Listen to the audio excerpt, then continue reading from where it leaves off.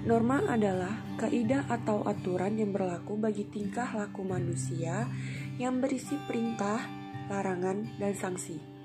Dalam setiap kelompok di masyarakat terdapat macam-macam norma. Salah satunya adalah norma hukum. Indonesia sebagai negara hukum memiliki karakteristik yang mandiri.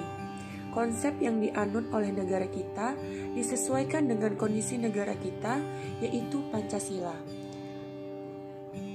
Konsep negara hukum Pancasila artinya suatu sistem hukum yang didirikan berdasarkan kaidah atau norma yang berlaku di masyarakat. Salah satu yang mencerminkan bahwa Indonesia sebagai negara hukum adalah pernyataan yang terdapat dalam Undang-Undang Negara NKRI 1945 Pasal 1 Ayat 3 yang berbunyi bahwa negara Indonesia adalah negara hukum. Hukum di Indonesia harus dilandasi dengan semangat menegakkan nilai ketuhanan, kemanusiaan, persatuan, kerakyatan, dan keadilan sebagaimana yang terkandung dalam Pancasila. Proses terbentuknya norma hukum dalam suatu masyarakat umumnya sudah terdapat norma-norma lain yang berupaya untuk menjaga ketertiban dan menjadi pedoman kehidupan. Namun, seringkali norma-norma ini tidak diindahkan oleh masyarakat.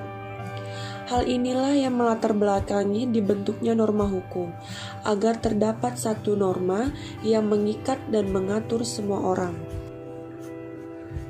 Norma hukum di Indonesia ada dua, yaitu tertulis dan tidak tertulis. Hukum tertulis adalah hukum yang berlaku universal, yang artinya hukum yang sudah dituliskan dan disahkan oleh pihak yang berwenang.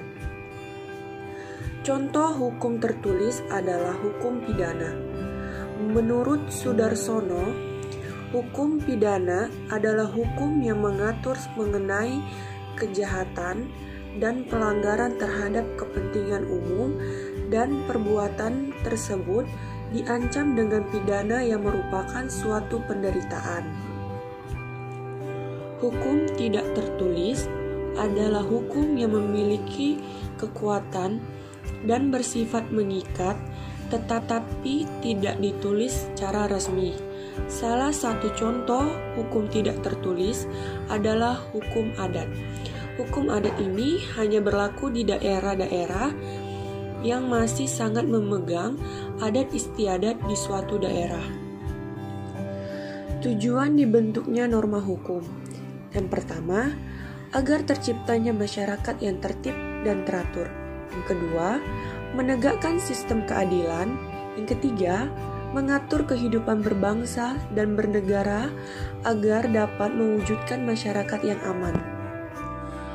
Oleh karena itu, sebaiknya kita paham akan aturan-aturan hukum yang berlaku, karena pada dasarnya Indonesia adalah sebuah negara hukum yang menjunjung tinggi pelaksanaan hukum.